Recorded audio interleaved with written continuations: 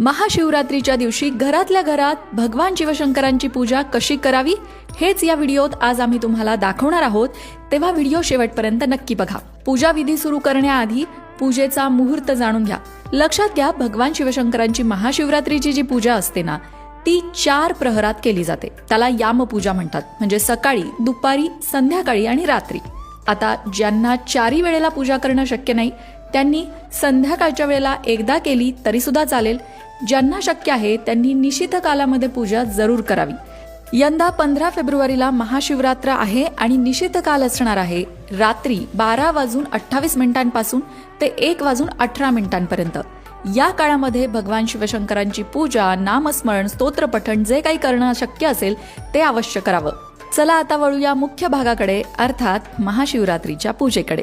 नमस्कार मंडळी, मी कविता कुलकर्णी आणि आज मी घेऊन आले आहे महाशिवरात्रीच्या पूजेचा संपूर्ण व्हिडिओ। यामध्ये महाशिवरात्रीच्या पूजेसाठी लागणारं साहित्य सुद्धा आम्ही तुम्हाला सांगणार आहोत। चला तर मग सुरुवात करूया साहित्यापासून। इथे समोर तुम्हाला दिसत असेल एक ट्रे। या ट्रे मध्ये मी महाशिवरात्रीच्या पूजेसाठी लागणारं संपूर्ण साहित्य घेतलं आहे। आता एक सूचना इथे सांगावीशी वाटते की प्रत्येक गावानुसार, प्रत्येक शहरानुसार आणि प्रत्येक घरानुसार पद्धती वेगवेगळ्या असतात। पूजेमध्ये काही गोष्टी समाविष्ट केल्या जातात, काही गोष्टी केल्या जात नाही। गावची आणि घराची प्रत्येक ठिकाणची पद्धत ही वेगवेगळी असते, त्याप्रमाणे तुम्ही बदल करून घ्यायचा आहे। एक सर्वसाधारण पद्धत दाखवण्याचा इथे आम्ही प्रयत्न करणार आहोत। साहित्यामध्ये इथे घेतलं आहे पंचामृत, त्याचबरोबर कापसाची वस्त्रमाळ घेतलेली दिसते आहे। महादेवांची पूजा असल्यामुळे अर्थातच भस्म आहे। सगळ्यात महत्त्वाचं आहे महादेवांची ही छोटीशी पिंड मी घेतली आहे। तुमच्या देवघरामध्ये महादेवांची अशी छोटीशी पिंड असेल तर ती घ्यायची आहे।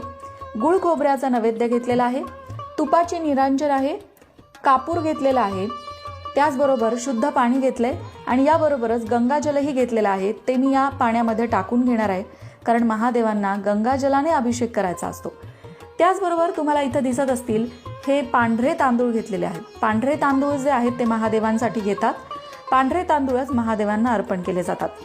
इथे महादेवांचा फोटो माता पार्वती सोबत आणि गणपती बाप्पा सोबत आहे। जरी तुमच्याकडे फोटो नसेल तरी काही हरकत नाही, तुम्ही महादेवांची पिंड सुपारी म्हणून गणपतीची स्थापना करू शकता आणि तुमच्या देवघरात जर अन्नपूर्णा माता असेल तर तिची सुद्धा पूजा करू शकता, कारण माता अन्नपूर्णा ही सुद्धा माता पार्वतीचंच रूप आहे। त्याचबरोबर माता पार्वतीला अर्पण करण्यासाठी घेतलेले आहेत सौभाग्य अलंकार।